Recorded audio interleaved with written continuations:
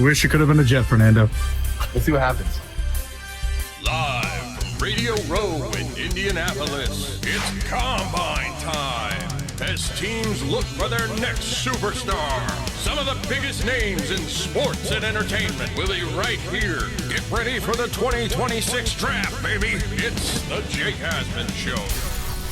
Live from Radio Row inside the Indiana Convention Center. And joining us right now is one of the preeminent NFL draft analysts out there. You watch him on Pro Football Focus. You read his work there. You see him on the Stock Exchange podcast with good friend of the show, Connor Rogers. It's our guy, Trevor Sikkema. Trevor, welcome back to the show. I appreciate you having me as always. It feels like these events, it's become a tradition to pop onto the show, so I always appreciate you having me back. And it's always great to talk draft with you because you know the plight of the Jet fan working with Connor on Stock Exchange. So yes. You get it. You understand what we go through. And the Jets now this offseason and next year with the 3 firsts, I mean, they kind of dominate the offseason conversation. Oh, they absolutely do. I mean, as somebody who is in this business, honestly, because I loved the team building part of Madden growing up when I would play those video games. I mean, to be in the seat that Daramuji is in, to have 4 picks within the top, 45 of this year, and then 3 in the first round next year. It's kid in a candy store type of stuff of team building. It feels like, at least at number 2, it's a weird year to have that pick. There's no obvious quarterback, of course, and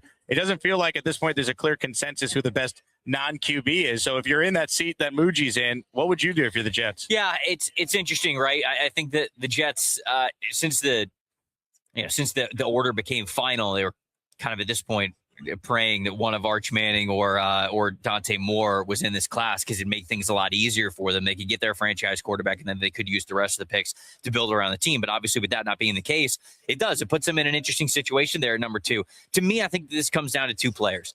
Caleb Downs is one of them, and then Ruben Bain Jr. is the other one. Those are the 2 guys that I would decide between there for the number 2 overall pick. I think Caleb Downs is purely the best football player in this class. I mean, the way that he has played over the last 3 seasons, 3 different defenses, one of them is for Nick Saban as a true freshman becoming a starter. I mean, who does that other than Caleb Downs? I mean, the list is single-digit number of players, and Caleb Downs is one of them. So I understand people are going to say, like, do you take a safety at number 2? Like, I get it. There's the value conversation. I'm not trying to dismiss people totally with that we do have to have that part of the conversation. But when you look at this class, the way that it's constructed, the things the Jets need, how he could impact this defense, I think Caleb Downs could do so many different things for you. And then Ruben Bain Jr., to me, he's my favorite defensive lineman in this class. I've watched him over the last 3 years, specifically this year. I think a lot of people focus on, the shorter arms. Maybe David Bailey's a little bit better of a pass rusher. I think that Ruben Bain Jr. is a fantastic pass rusher in his own right. But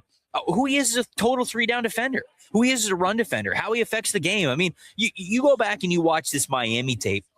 Miami would align themselves in an underfront where there's 3 defensive linemen basically even or to the left of the center, and then Ruben Bain Jr. is all alone to the right with his head up over the tackle or right next to where the tight end is. Keontae Scott's normally on that side as well, which kind of goes into the equation. But the team basically looks at it and says, hey, you got numbers to Ruben Bain's side. Go ahead. Run over there. See what happens. And a lot of the times what happens is he'd make the play himself despite being outnumbered and outmanned. That's the type of 3-down defender that he is. So to me, number 2 overall, if I'm the New York Jets, it'd be between one of those 2 players. It's interesting because there's a conversation amongst Jet fans right now.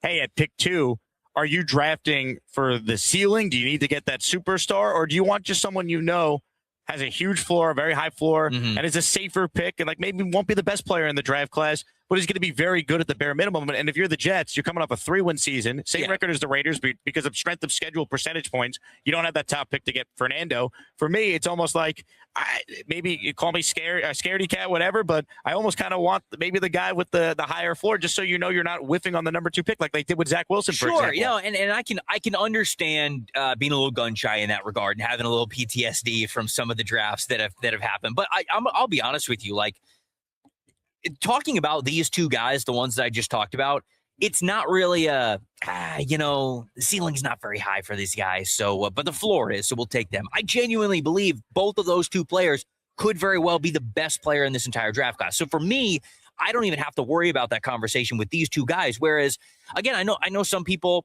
really like David Bailey a lot, who he is as a pass rusher. And I know Connor likes him. He does. And I can understand why. There's a world where David Bailey's Von Miller, right? I mean, like, that's sort of what you would be shooting for with a player of his caliber of explosiveness and bend and who he is as a pass rusher. So the highest potential ceiling, maybe it is David Bailey. But the ceiling of a Caleb Downs and the ceiling of a Reuben Bain Jr. ain't that far off. It's really within that same conversation. And I think the floor for both of those guys is much higher than David Bailey, who I get a little bit worried about as a total 3-down defender type of a player. So, again, there's a lot of options. Like, we didn't even talk about Arbell Reese necessarily, who I think is maybe in that conversation as well. But those two guys just stand out for me because of both the ceiling and the floor of what they could be for you. Trevor Sikkema from PFF is my guest. We're presented by FanDuel Sportsbook. You brought up Arbell Reese. That's where I wanted to go next. He's right now the betting favorite at FanDuel to be pick number 2 at -115. Those are the latest odds.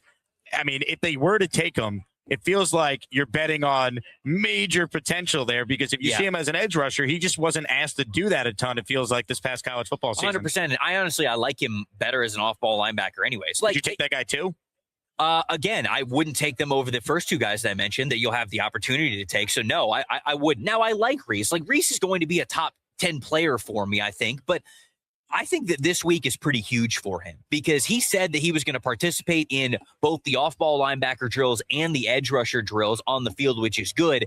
We'll see how much of the athletic testing he does. I believe it was reported that he said he's at least going to do the 40-yard dash. But I'm going to tell you, he's got to test like an elite athlete, or we're going to stop talking about him at number 2 overall. Because if he tests even like a good, very good type of an athlete, again, there's Downs and Bain and even Bailey, like, they've got the certified tape that's better than Arbell Reese. So unless he tests like an elite athlete, I think you're going to start to hear the conversation really mellow down with him at number 2 overall, just because, like you said, you've got to project a little bit with him. He doesn't have that true edge rusher tape yet. He doesn't have that true coverage off-ball linebacker tape. I think he could develop that specifically as an off-ball linebacker. I'd love to pick him in the top 10 because of how talented and explosive and strong he is. But those other guys, they've sort of already shown it to you in the level in which you believe is translatable to the pros. Back to Downs. So if they take him at 2, like, how quickly is he going to be one of the best safeties in the league? Because, again, if you're taking a player at that position that high, whether it's fair or not, like, the expectation is going to be, like, this guy's going to be incredible right away. For sure. And look, defense as a whole, but specifically secondary, it's a lot about chemistry. You have to have the guys around you to be able to play really free, play really fast, play in different spots, have that customization, right? Like, Downs doesn't get to have the flexibility and the freedom that he has at Ohio State if he doesn't fully trust, Matthews and Igbinosun on the outside and the safeties that are next to him and Sonny Styles and Arbell Reese at the second level, right? Like, he doesn't necessarily get to have that freedom and that confidence. But all of that to say, I mean, my comp for Caleb Downs is Antoine Winfield Jr. Wow. And how good Antoine Winfield Jr. has been. And I think they're kind of similar athletically. And Antoine Winfield Jr. ended up going in the second round, obviously in a redraft format. He's going much, much, much higher than that. But that's sort of my comp of like what he can do as a free safety, as a strong safety. How about Kyle Hamilton? Just because that's a recent example of a guy who fell to 14 when if you did a redraft, he would go before Kayvon Thibodeau went 5 that year. In that sense, yes, but he's not built like Kyle Hamilton is. Like, Kyle Hamilton's a lot bigger. He's a lot longer. And I think that Kyle Hamilton's a little bit better of an athlete than Caleb Downs is. The same with Derwin, right? Derwin sort of plays that off-ball line, like second-level defender type of hybrid guy who, he's a safety, but he roams around the linebacker level. He plays a little bit of man coverage when it comes to matching up against tight ends. So those two guys are built a little bit differently as athletes than Caleb Downs, where I feel like Downs is built very similarly to what Antoine Winfield Jr. is. And that's the example that I keep telling people of like, hey, just because he's not built like Derwin doesn't mean he can't be an elite safety. Antoine Winfield Jr. is built exactly the way that Caleb Downs is, and he's an elite safety. So that would be my comp there for him. And just going back to sort of your question, I think that you could expect him to elevate the guys around him immediately in year one. Now, does that mean that the defense as a whole is truly taking a leap? Well, I don't know if you heard this. Our head coach's superpower is calling the defense. Calling the plays. I did hear that line. I did hear that line from him, and obviously I hope that that's the case because I want the Jets to have a lot better of a year this year. But, when it comes to him calling plays, to be honest with you, if he has Caleb Downs, a lot of the plays that he calls are going to be focused around what that guy can do on the back end. Super chat from Bill. He's in our raffle. We're going to give away a signed Wayne Corbett helmet at the end of this live stream, so make sure everyone enters. We'll get caught up on the super chats in just a bit. But Bill writes, Trevor, are you happy with Downs' size? He looks small on tape. Definitely a different build from, say, Kyle Hamilton, who he's compared to. Correct. Right. And I think that just, again, that goes back to sort of what I said there, where I think a lot of people look at the comparisons they look at the versatility of Kyle Hamilton and they say, okay, well, he needs to be Kyle Hamilton, but he's not built that way. That's why I keep saying Antoine Winfield Jr. Winfield Jr. was a very worthy defensive player of the year candidate 2 years ago. Like, that's how good this guy is. And he's consistently been good throughout his career when he has been healthy. So yes, a little bit smaller of a build, but it's the same impact. You can have that much of an impact even if you are not built like Kyle Hamilton. But obviously how he tests, I think, is going to be important for him as well. Okay, pick 16 for the Jets. It feels like, I was talking to Connor about this morning, feels like they could go in a myriad of different directions here. I mean, some of it could be also influenced by what happens in free agency. Do the Jets let AVT and John Simpson walk? Do they need a guard? Right. And then all of a sudden, maybe the Penn State guard is in play at 16. But you're the expert. I kind of defer to you. Let's say the Jets are there at 16. What are some of the realistic scenarios? Yeah, so I'm glad that you brought up offensive line because we haven't talked a lot about offensive line for the Jets for, I would say, most of the offseason because they've had one of the better offensive lines in the NFL, not just last year, but also the projection, the ascension of what it could be in the next couple of years. But if you lose AVT and you lose John Simpson, well, all of a sudden 16, I agree with you completely. It becomes a realistic and maybe preferred even option for them to continue to address the offensive line. You still need that offensive line to be really, really good. And you feel good about the center spot. You feel great about the tackle spots. But if you're losing AVT and John Simpson, you're probably signing somebody to play one of those guard spots. And then, if you draft Vega Owane from Penn State, like you were mentioning, again, I'm glad you know how to say his name because that's a tough one to say. Well, the cheat for me here is that I shorten his first name. His first name is very intimidating to look at when you look at it fully spelled out, but his nickname is shortened is Vega. So I just go, Vega Owane. There it is. It's very easy. But yeah, I think that he's an option for them at number 16. I think that obviously you talk about offensive playmakers as well. Mekhi Lemon, Jordan Tyson, Carnell Tate, maybe even Denzel Boston, right? Those guys are in consideration for them there. I also look at nose tackle potentially, right? This guy like Caden McDonald or Caleb Banks, do either Peter Woods, either of those guys, any of those guys. Does that make sense for you at number 16 when you're really looking at your roster heading into the draft and heading into night one at the end of April? So I think those are the positions that I would probably look for is maybe offensive line, but then I'm really looking at defensive tackle and then wide receiver are the areas that I feel like I go to. I was just about to ask you about Ty Simpson. So the super chat makes me laugh from Sam Aiken, who's in our raffle for 2 with this. Trevor, what would it take for Ty Simpson to succeed on the Jets? Calm down, Jake. So for some background, I'm vehemently against the Jets with a potential lame duck coaching staff taking a quarterback that everyone says he could be good. He's made 15 career starts, though, and he needs to sit and learn. I don't believe the Jets are equipped to actually let a quarterback sit and learn because if they start 1-4, I think they'd be tempted to go to Ty Simpson before he's ready. I don't trust the staff. They got the 3 first and 27. I'd rather just wait, and I know it's a risk, but I think next year's class will, in fact, actually be better at that position. So, again, if they take Ty Simpson as a Jet fan, I will root for him. But, talk to me how it actually could work with the Jets. So I'll say that, I do like Ty. Ty is my QB2 in this class. Do you have a first-round grade on him? No, I don't. I don't have a first-round grade on him. And that obviously goes into kind of what I'll talk about in a second. But there are things that he showed this year that were really promising. And it wasn't just him sort of playing well at the beginning of the season. And then some people will be like, oh, they got tape on him. And then they figured him out.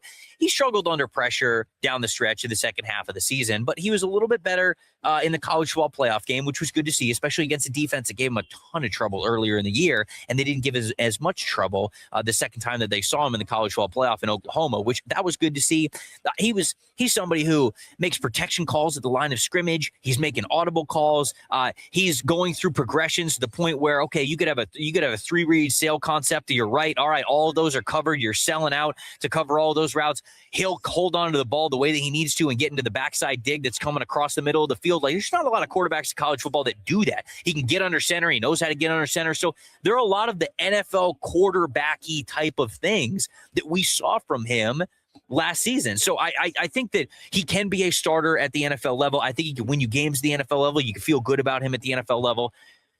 But the timeline of where the Jets are is what makes this tricky.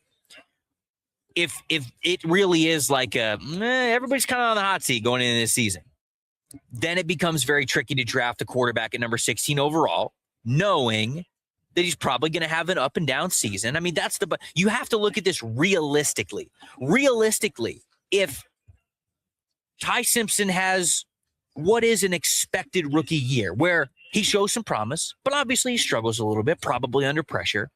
I mean, are the Jets winning 5 games and cleaning house? Because then at that point, if you tell me that a expected season from Ty Simpson gets everybody fired, no. Why would you take him at 16? That would be terrible for you. Don't do that. And then there's people that say, well, you have 3 firsts next year, so you just, you could take a chance on a quarterback. Why not? But I'm thinking to myself, wait a second. The 16th pick in the draft could be a phenomenal player. Yeah, I would say don't waste it. And maybe that's naive because there's 2 types of teams in this league, teams that have a quarterback and teams that don't, right? That's what they always say. So maybe it's a little bit naive to say, hey, yeah, why not use 16 on Ty Simpson? And then if you need to use a first rounder next year, you can. But I just don't love that process there. I would much rather the Jets. Do they have a lot of salary cap space? They have a ton. Okay. I would rather the Jets figure something out with a veteran quarterback who's going to be out there. Kirk Cousins could be one of them. Malik Willis could be one of them. Kyler Murray could be one of them, right? Murray's in a situation. Cardinals are kind of in a tough situation where they're either going to have to eat a ton of dead cap or they're going to they could release him, or the Jets might be able to. I was thinking about this the other day. Like maybe you're doing like a Brock Osweiler trade where you're not giving him a first, but like maybe you're giving him a second for Murray, but you're doing so in order for them to take on a lot of the money on his contract, most of it. And then you're essentially just taking all of the other teams that he might consider out of the equation, and you get to trade for him. It's just, you're not having to bid against a bunch of other spots for him. And so I don't know, like I like the veteran market for the Jets a lot more than I like drafting a rookie QB. I know Jets fans are in a spot where they probably want a young quarterback to be able to root for and invest in. What about like pick 33, pick 44 of round 2? Is there a day 2 guy that makes sense? Or could they trade out and maybe get a third, which they don't have? Yeah. And then potentially take someone there? Look, second round, all of a sudden, like, I'm cool with Ty Simpson in the second round because you're not really tied to him as much as you are for a first round selection. So like second round, I like the Ty Simpson thought process a little bit more simply because it's less value that you're investing in it. But I mean, Garrett Nussmeier is probably the second or the third quarterback off the board, in my opinion. I liked him at Mobile when I was down there for what it was worth. Yeah, I didn't mind him. I just don't. I don't think that he's going to be consistent enough to be a starting NFL quarterback. So I don't really love any quarterback in this class outside of Mendoza and Ty Simpson to be long-term starters for This is the plight of the Jet fan, by the way, where you just said, hey, they have the second pick of the draft, 3 and 14, and there's not even like a day 2 guy that draft experts like. Right. And it's a down quarterback class. It is. I know I'm not shattering any realities. I know Jets fans who are following these things closely already know that, but yeah, I mean, next year's quarterback class is just shaping up to be, at least at the very top, a lot stronger than what it is this year, because this year it's like Mendoza and then that's it.